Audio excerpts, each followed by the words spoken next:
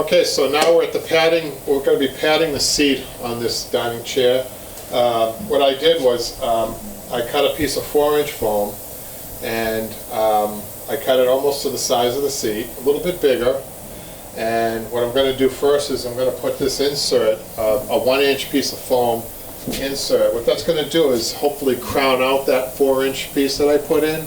Also, the fact that I'm stapling the 4-inch piece of foam down to the seat is also going to add to the crowning effect.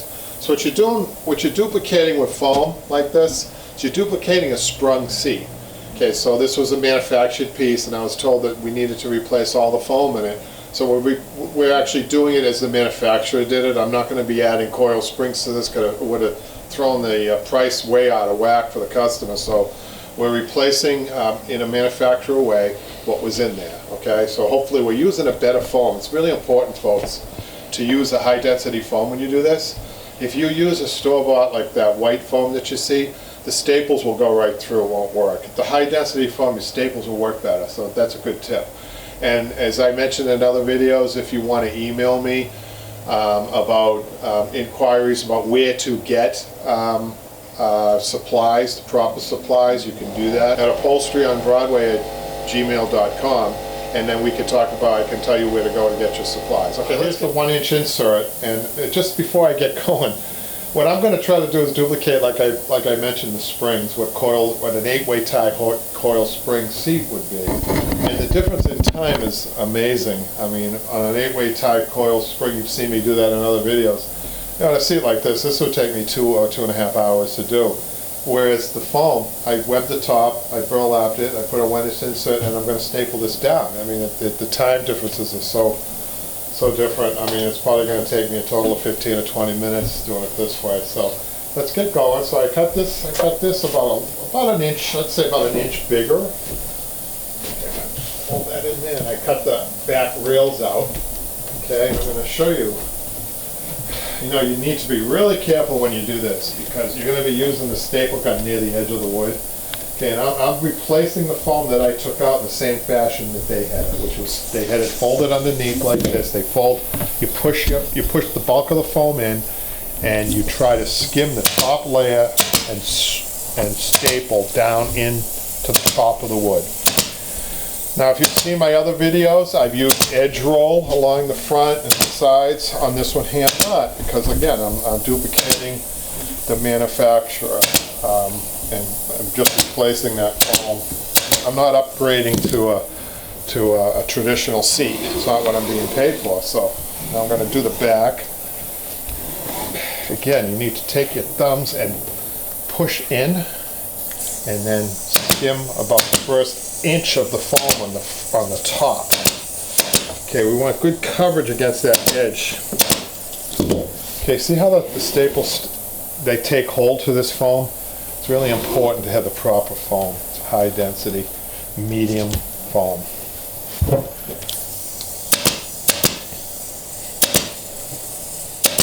Pushing it with my thumb. Pushing it with my thumb. Okay, got that side, and on this side. This foam is brand new, believe it or not, but it yellows. It starts to yellow very quickly when exposed to light. It comes packaged nice, but it doesn't mean it's a poor quality or anything like that. Quite the contrary, it's probably the best foam you can get.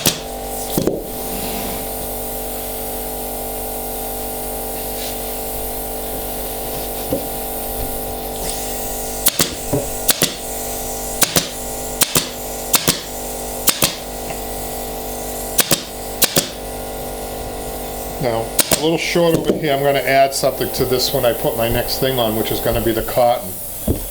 So let's put the cotton batting on. I want to show you how to do that. So people ask me, how do you choose the batting that goes underneath the fabric, the layer directly underneath the fabric? It's a good question. It depends. On this particular job, because I couldn't put a finger roll or an edge roll in the front edge, I'm going to use cotton, which has a little bit more oomph that will cover that edge a little bit better, maybe kind of take the place of the finger roll. It's a natural batting too, which I kind of like. Now, sometimes I'll use the bonded Dacron.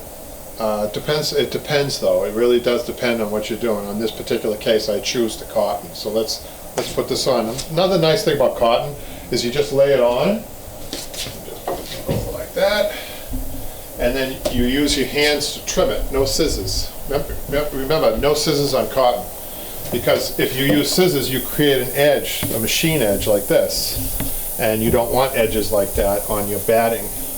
So I'm just going to make these cuts around the post, let the cotton kind of fall in place, right?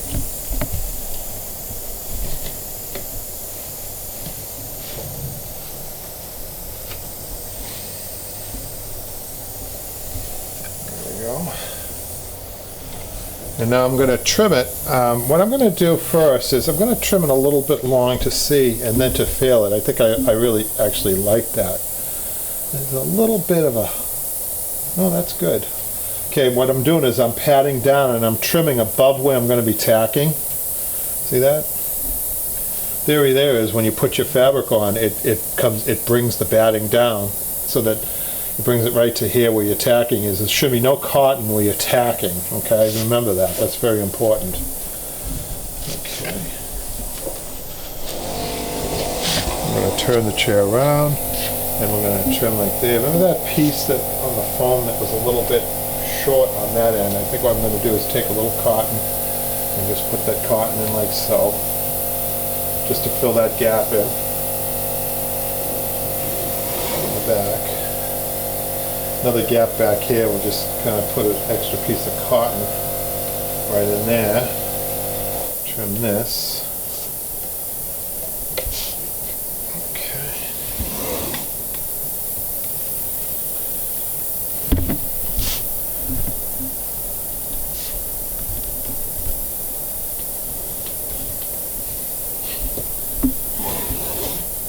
Okay. I'm just going to clean this up a little bit and get our fabric. And let's start putting the fabric on. So I've got my seat, my upholstery for the seat, and I've got my front marked, right, as you remember when we were cutting the fabric. And now I'm ready to start applying it. What you're going to need is the staple gun. You're going to need a tack hammer at the hand. You might need the tack hammer. You need your side cutters. You need a tape measure, and you need your scissors for this. Now, for beginners, I would recommend pin tacking. You have 6-ounce tacks for this, but I'm going to use a staple gun, and I'll show you how I'm going to do that.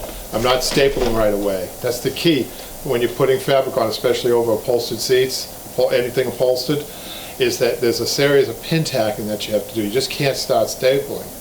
If you start stapling, you're not stretching. The big thing about what upholsterers do is they stretch the fabric, the fiber. They know how to stretch, and I'm going to show you on this how to do it. So what we're going to do is I'm going to drape it over the seat. I'm gonna try to get my center point as close as I can without measuring first. Okay, then I'm going to measure. Do you remember in the video that we used this as the center point? Okay, specifically what I'm going to do is I am going to use this right specifically the lower portion of that open space. So side to side we have 25, 12 and a half. We need to push it over just a little bit more. Let's see if we can get to 12 and a half. 25, 12, a little bit more. Actually, you know what? I'm going to change my mind just a little bit. I'm going to try to use, let's see what that looks. My eyes tell me that looks pretty good. 25, 12 and a half. Nope, I need to go over just a little bit more. It's kind of a funny pattern. I'm going to use the top of that opening now. Change my mind. Let's see, 25. Needs to just go over a little bit more. And I'm going to pin tack that. Now, you people, you may want to use tacks for this. I'm just going to turn the head of the gun just a little bit just to hold that. I would advise beginners to use the tacks. Get used to using the 6-ounce tacks instead of this method. This is more of an advanced method. Just looking at this pad to make sure it's what I want. You know, it's just a little bit. I'm going to change my center on this because I think it's to the right a little bit, and you know, now it's not too late. Another reason why pin tacking is good. I'm going to take these out. There's just 3 of them. Right? I'm going to move it over a little bit because my eye is telling me. I'm going to Let's move it over just a little bit. Getting tricky here. But sometimes you go by your eye too. Okay, I'm going to stretch this down. And get that pin tacked. I just like the way that balanced better for me. And I'm just going to hold up the pattern. It's kind of a funny pattern, so it's really hard to pick up a center point. So sometimes your eye takes over, your eye's better instead of a raw measurement. Does that make sense? Okay, now what I'm going to do is I'm going to pull to the back. Need to sit down for that. And I'm also going to pin tack the back. Okay? Just needs one tack on the back. One tack on the back, because we need to make some cuts up here. Okay, believe it or not, I am going to make the cuts on the back right now. Okay, so I'm going to just hold this up like so. And grab my scissors. Hope you can see this. I'm folding it. Now this is where people get messed up a lot with the fold, okay, and especially you have a round seat and you're cutting to the center point right here. This is where your goal is, to get the fabric to come evenly around that post. Okay, so sometimes people are fooled by where this post kind of snakes this way, so they'll come over here, where in reality they should be focused at an angle like this to the center point, and then just small cuts, one left and one to the right, and then you push this in. Let's see how close I was on the back. Let's see. If you're not sure about these cuts, you can always take some muslin and check it out first before you commit to your fabric.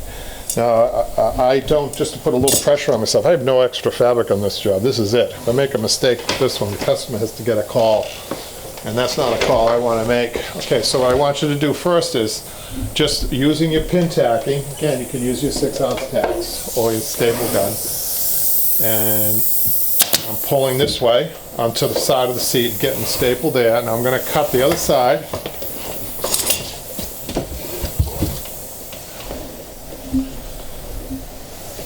Again, look where I am. A lot of people make the mistake here, they'll go this way. If you go that way, you're done. Okay? So you have to visualize visualize after the cut. And that's another way I can tell you that helps. If you can visualize the cut after you're done. Admittedly, this is hard to see, I know that. This is one of the harder cuts. I'm going to make a cut this way and a cut this way. Okay, now, come over here now and get this stretched and pin tacked. Now we're going to come to the back.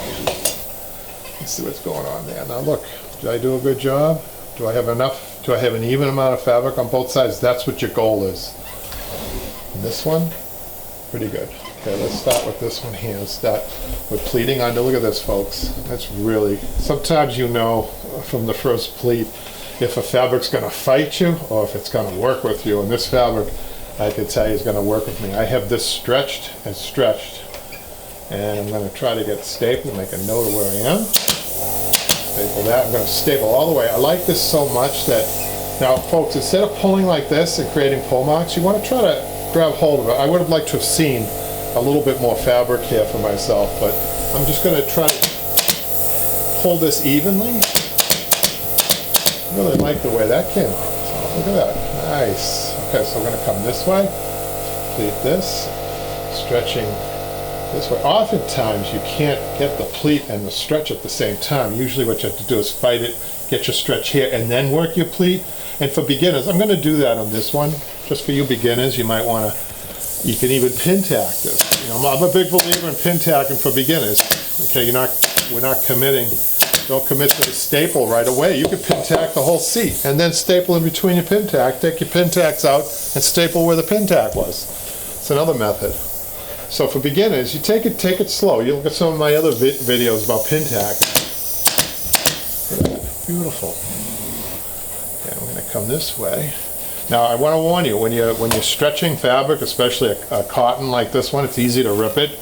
So what you should get in the habit of doing is holding the top area there where you're pulling, so that you're not just pulling exclusively on your fabric. You could tear it. Okay. So I'm going to get just one staple in there now and complete for now, okay? And we're going to come over this side. I'm going to get that. This one needs a little bit more of a cut. Watch this. See, it's kinking up here a little bit. I don't like it. So I'm going to cut this just a teeny bit more. It's only about 1/4 of an inch. Believe it or not, it makes a difference. The only other tool that you need is a regulator. So far I've used my fingers. Isn't that something? The fabric is working out so well I didn't even need a regulator. You've seen in my other videos what a regulator does for you, what it can do for you to get in these tight spots. Okay, I'm going to get this, a couple of staples over there. Okay, now we're going to go to the front. Okay, what has to happen here is we have to stretch this. We have to finish stretching this. Now I'll show you the mistake people make. They start cutting the front posts first before they stretch it. Big problem. You have to stretch first and then cut it. The problem with that is you're folding. This is going to be an unnatural fold. And the reason why people they gravitate to cutting this first is because they get a nice fold in the fabric. Don't fall into that trap, okay? You have to stretch it first, and I'll show you the cut here when time comes. But we're going to do both. We're going to get this permanently stapled to this point here, okay? So let's start that. And the way to do that is you're going to leave the middle one in because we have a center point somewhat, right? Going to take one, doesn't matter what side you start on, and then look at what I'm doing here. Look at the methods that I'm using. I'm using a lot of methods. First of all, I'm not pulling down here. At first, I'm up here, okay, and I'm doing a two-way stretch. I'm stretching this way from the back, and I'm stretching this way from that middle tack out. Okay, then I'm going to get a tack staple in here. Like, get two of them. Okay, notice how this loosens up. Okay, what you want to do, pin tacking is such an important element. Okay, so what you want to do is pin tack near the bottom of the fabric. It can even be underneath the air anywhere. It tightens this up, see? And now what I can do is I can use the fabric, I can pull it down like so. Notice how I'm palming the fabric. I'm not pulling the fabric like this. That creates pull marks. I'm palming it. I'm bringing a lot of fibers down at the same time. I'm looking a little bit at my lines here to see if they're straight. And I really love this transition here. We call this area transition, where from foam to wood. Well, actually foam to cotton. The cotton is in there. But there's that gap in between where we staple the foam. That's a nice, you don't even feel it. So that's what you're striving for in your transitions, okay? We'll talk more about that. We touch upon a lot of this stuff in classes. You know, students ask great questions, and we're really getting a positive response about this new apprenticeship school that we're going to have in the videos. Because people are saying, you know, I'm going to learn a lot from somebody like me. They'll ask the questions that I want to ask in these videos, and that is so true. As a matter of fact, I'll go a step beyond that. It makes me a better upholsterer. They're asking questions I never even thought of or haven't thought of in a long time about applications and things. Slows me down. Maybe I do a better job. You know, and I think I do. I love my students for that reason, and I think you'll like them too. So stay tuned, subscribe. Really appreciate it. Now I'm going to stretch this away and to the right, right? Staple. And a staple, and then I'm going to get a little extra staple down here, and now I'm going to pull this. Try not to get in the shot here, it's a little hard, so sorry about the back, folks. Now another thing we're going to be doing with the class is we're going to have more than one camera. And we're going to show close-ups more. We might have multiple students. We might have 2, 3, maybe even 4 students at a time. That's more questions that they're going to ask me. I think we're going to have a lot of fun with this, and I'm really looking forward to it. Honestly, we're looking for better equipment so you guys can see these things better. Right now, we're doing a great job with what we have, but we're going to really focus on these classes, and hopefully, you guys will like them. So I'm going to finish stapling this. Okay, the last staple that I'm going to pull out is the middle one, okay? And then just give that a little tug and get another staple in that. Now you want these staples chained, okay, chained. So I'm going to go back and fill in anywhere that I missed with the staple. Okay, now these have done their usefulness, so we're going to take these out. Now I'm going to show you how to cut these top posts. Okay, well, I'm really loving the way this is coming out. I mean, you know, you'd be fooled. You'd say, hey, look at that beautiful 8-way tie hand crown seat that he did. but it's just a 4-inch piece of foam. So here we go, we're going to cut this. Now the angle is going to be like so, okay? What that's going to give me is a pleat over here and a pleat here. And I don't want to cut all the way. Another mistake people make, they cut all the way. Remember, you want this inside the chair as much as you can. And there's a lot of padding in there for that and really kind of go down in the chair. That's the key, you want to get it in. Okay, let's go over to the side here. Okay, the side can be a little tricky. Okay, what I'm going to do is I'm going to pull this way and get this stretched as much as I can to the back. And I'm going to get a pin tack back there. And then I'm going to, oh boy, this is working out great. Watch this. Now, I'm not going to try to pleat this and staple it like I did the back. That's impossible around a curve. So you take it in steps, okay? I'm going to go all the way here. What I'm going to do is I'm going to stretch this forward. See that? Look at that. And then staple it there. Now I'm going to just staple this whole thing down.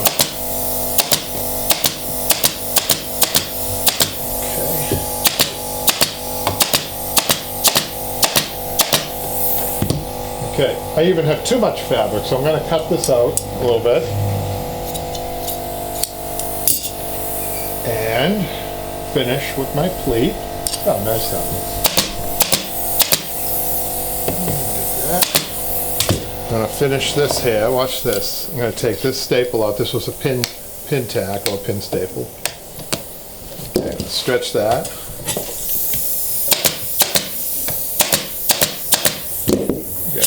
Staples left over there that I'm just going to push down. That's why you have your hammer at the ready.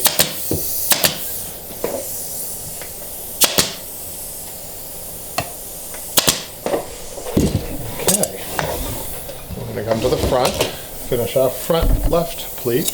I'm going to trim that up a little bit. There we go. Look at that. This fabric surprised me. I thought I was going to be fighting this fabric a little bit more. It's a lighter weight fabric. Usually lighter weight fabrics give you a harder time, especially a light colored, lightweight fabric. I thought I was in for. Look, somehow beautiful. I'm going to cut this and finish this seat up. Okay, again, now for good habits, okay, these cuts as a right-handed person are harder to cut because you actually, especially, you have to come way over here because your right hand's way here, right? So you really want to, your body position is really important when you're cutting. Okay, look at that. See, I want to just demonstrate something. After a cut, you should be able to take the points and meet them out into space evenly, with an even amount of fabric on both sides. See that? That's how you know you cut something well. In most cuts, some cuts are a little different, like a Martha Washington arm cut. We'll show you that sometime. But good old Martha, she gives us a hard time, her furniture. Maybe it's something George did, who knows. Let's take this now, we're going to pull it this way, like we did on the other side. Consistency. Now, let me show you something. I got a little bit too over ambitious with my staples there. Those are all going to have to come out. I'm on the other side. I only put one. Over here I felt, oh, I'll put more in there. But now I have to take them out, and I'll show you that in a minute. So we're going to come to the front first. Now we'll stretch it to the front. Actually, we can get another, as a tool, another staple pin tack down there. Stretch this, not all the way, right? We're going to stretch this to get your cotton out of the way if it's peeking down, by the way. We're not going to go all the way to the pleat. Now we got this whole side ready to be stapled. Give it a little pull. Continue stapling. Okay, I'm going to fold this baby down and pull it tight. Yeah, you could take your regulator and kind of push down like that in your corners. Now I have to undo this. What's an easy way of undoing? You have to be careful. I could rip this and the whole job is gone, right? Okay, this one's still a pin tack, this one out here, so that will come out easy. But on these other ones, instead of digging for them, you might be able just to grab behind it. Look, if you're careful, grab behind it and just, right? Won't, as long as it doesn't ride up, you're okay. It's got to be tightened more so. So I'm going to stretch that and get that tacked.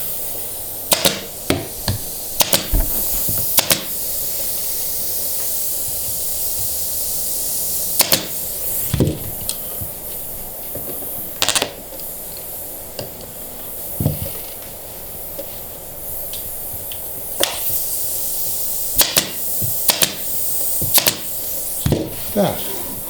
Okay, just got this to do. Trim that. Trim it a little bit more. People say, how much should you trim it? You should have about 1 inch underneath for a pleat. If it's a lightweight fabric. On heavier fabrics, a pleat, maybe not so much, because you'll be able to see it over here, the underneath of it, the edge of it. Finish this. Okay, show you a little trick about trimming. Okay, first I'm going to try trimming with my kind of dull scissors at this point. Okay, I'm starting I'm a right-handed person, so I'm starting on the right side, and I hope that I can glide the scissors along, and I'm not. But I'm going to show you a little trick. You don't have to cut it, Patrick. I'm just going to go right over here. Okay, it's something called spring mist. It's also something that you can get if you email me. I can tell you where to get these supplies, the best supplies. But this is used to shrink fabric. It's a very easy solution. I think there's alcohol in it. But what it does is it wets the fabric without damaging the fabric, so that it makes it easy to trim. Watch this. I think I should be able to get this and glide along for me. And I don't use a lot of razors. Everybody, please, if you don't have to use razors, don't use them. I think they're a terrible waste, because once you hit a staple, they're no good. But they're dangerous. Those, utility knives I don't like either, for the same reason. You slip and you slice your wood or your hand. Okay, and I don't want anybody to get hurt. Your scissors are your best. A sharpened pair of scissors are like 2 mini razors right at the end, and they I think they do a better job than a brand new razor, if you know how to use them. Right, I'm putting a lot of pressure up here to get this tight down here, and I'm taking little snips, and then I can get it running. I'm running it a little bit too. You see that? See how nice that is? I want to show you. I'm going to have Patrick get a close up at this edge. So you see how close we are? And you can even get it closer by taking a regulator and just running it along, just to get a lot of those threads out there. So this will be really good for your next step, where you trim, where you put your... So here we are with our upholstered seat, all done, except for the trimming. Okay, what we're going to do, the next step, we're going to be doing the arms. We're going to put our arms on, and we're going to be putting the inside back and the outside back, or the outside back first, and the inside back second. And then the last is going to be the trim and the cambric on the bottom, and we're ready to call this client. So we'll see you next time.